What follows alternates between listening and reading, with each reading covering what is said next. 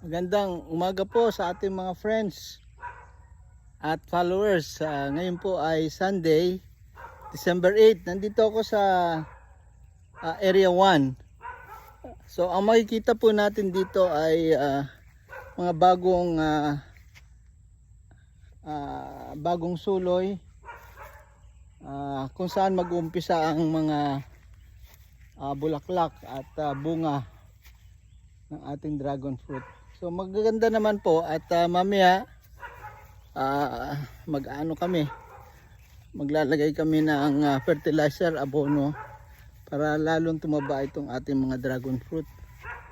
So wala pa pong bulaklak at bunga. So we expect bulaklak mga February, March, April bubunga na po ang ating mga dragon fruit dito sa Area 1.